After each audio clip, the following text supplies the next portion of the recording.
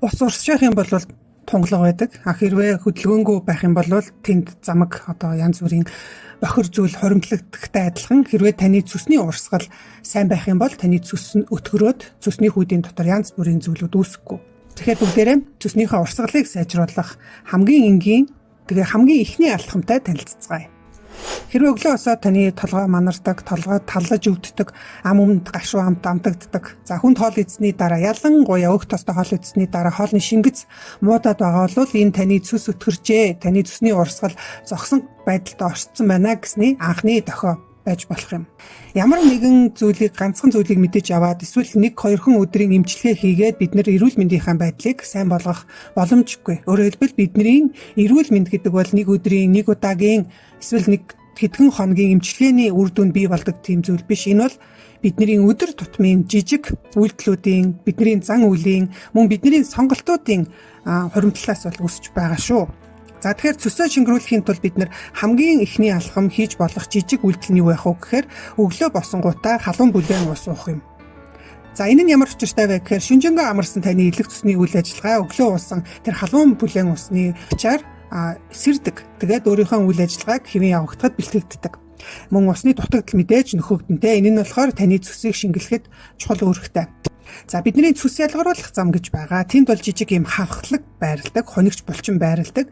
За халуун бүлээн усны ачаар тэр булчин зөөл нээгдээд цөсөө гадагшлуулах, өөрөөр хэлбэл гиз рүүгээ оруулах тэр зам нь чөлөөтэй болж өгдөг. За тэгэхээр хоол боловсруулах замын физиологийн судалгааг хийж үзэхэд бол өглөө өлөн дээрээ бүлээн ус ууснаар цөсний урсгал 25-аас 30% хүртэл нэмэгддэг болох нь тогтоогдсон байдаг юм шүү. За ямар ус уух вэ гэдэг нь мэдээж дараагийн асуудал байх. Тэгэхээр та буцлагсан ус байна уу, ширгээс ус байна уу, цэвэр ус байна уу? Тэр бол нэг чухал биш. Хамгийн гол нь усны температур байгаа.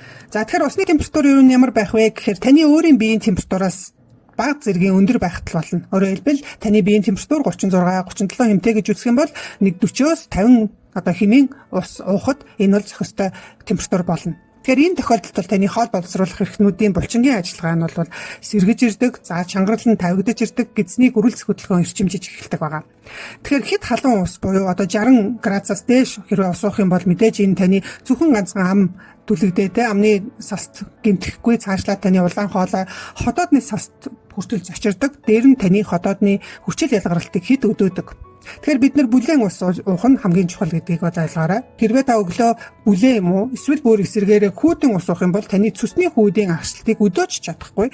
Мөн тэр хунигч жижигхэн булчин байгаа. Тэр булчин сулж чадахгүй. Тийм учраас өглөө та усаа буцалгаж тавьчаад хөргөөд энэний дараа усаа уугаарай.